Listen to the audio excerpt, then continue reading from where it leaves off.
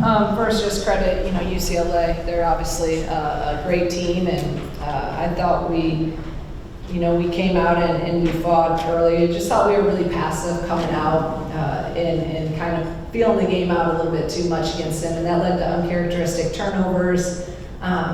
Just not as being as aggressive getting downhill. Obviously with their length, I think that kind of affected us a little bit early on. And, at halftime we talked about just getting back to us and being us and just playing, stop being passive, be in attack mode.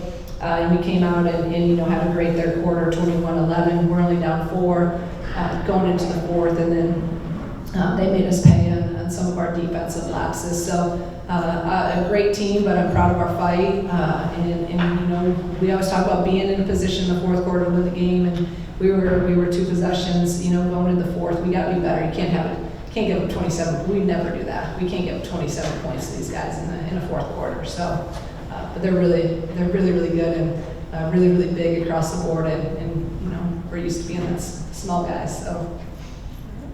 Raise your hand. Where's your microphone for questions?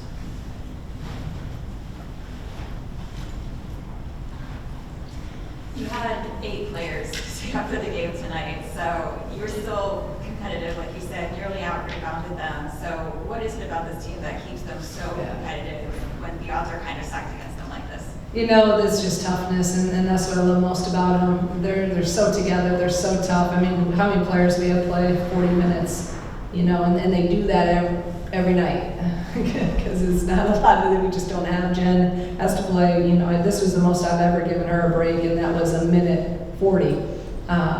KB, this is the most she's ever had a break.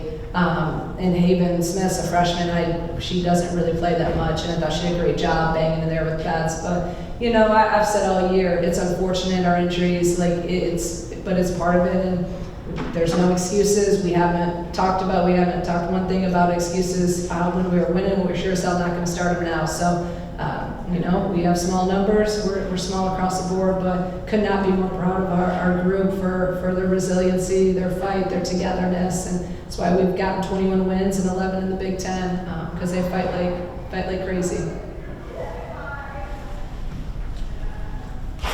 Coach, UCLA is the #1 rebounding team in the Big Ten, and through 3 quarters, you guys were winning that battle. What do you attribute that to? Discipline and fundamentals. And I just told them that in the locker room. So I said, I said, we always try, that's a battle of ours every game, try to win the battle of the boards. And coming in this game, I said, if we're just close on the boards, I think we'll have a chance.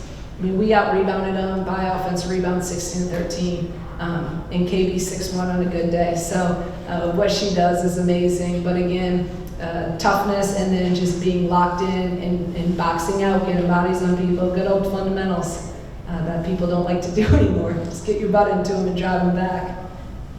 Hey Coach, guys playing Paul Parson tonight, and you got USC coming up as well. How do you feel like these 2 games will prepare you all for the Big Ten? I just said that too in the locker room. I said, hey, the outcome's not what we want. We've won 8 in a row, so it's been a while since we've lost, right? And losing sucks. It's the worst thing ever. So, they're disappointed, but I'm like, guys, we had opportunities. Obviously, we can't give up 27 points. That's not who we are defensively. But this game will prepare us. It's going to prepare us for the rest of it's going to prepare us for Sunday. It's going to prepare us when we have Michigan, and it's going to prepare us for Big Ten tournament and an NCAA tournament that we're hopefully going to be in. So we can't hang our head, and you can't just if you win, you can't be too high, you can't be too low in this league. You got to learn through failure. You learn a lot. We've been through a lot together in this group, so we'll bounce back and we'll take all the lessons out of it and just keep getting better. Hi, Coach. You mentioned that the games coming up and how this is preparing. How has the travel been far as for the team in this new structure going this year? Yeah, it's going to be, obviously this is our first trip and only trip out west.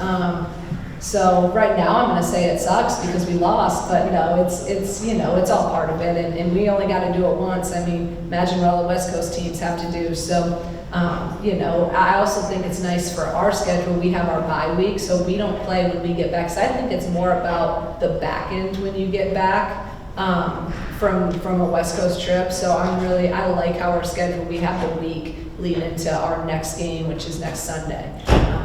But yeah, ask me this next year and I'll have a better answer. Coach, in the second half, one of the strategies you guys did is you started swarming the paint. Is that something you wish you guys had started in the first half? You know, no, I wouldn't say so because we were really concerned about certain people shooting from three. They only had 1 3, they were 1 for 3 at half.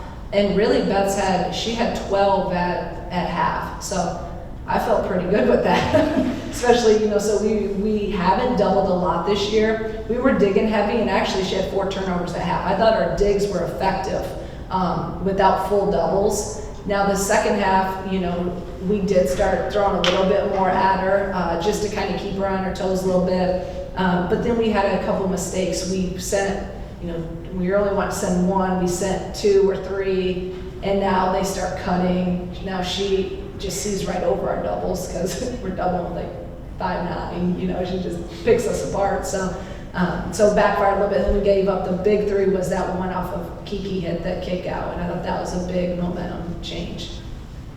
Coach, just to follow up on that, what have you just seen from Lauren Betts overall as a player, and what is your impression? I don't want to ever see her again, right? She's just different. I think she's just one of those.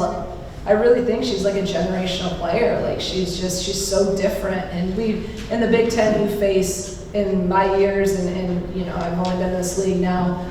This is my 3rd year, but we face some of the best post players. You know, you Mackenzie Holmes, you have, you know, last year, and Markowski, and Sarah Williams. I can go on and on. But just her skill set and her pure size. And then she's just so physical. She's gonna bury you.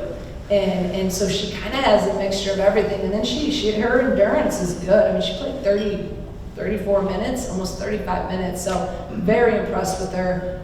Very, very impressed with her. And seeing her live, you know, I'd never seen her live. You're like, okay, yeah, it's a hard guard. And one-on-one, it's a really hard guard. And then we have KB on her, which credit KB, one-on-one, KB 6'1". She fought like crazy, was trying to keep her high. I thought she did a really good job. I thought Haven did a really good job for not playing much, and then I throw her in to play the best post player in the country and one of the best maybe to ever play. It was a good experience for a freshman. Everybody good? Thank you. Appreciate you guys. Thank you, Coach.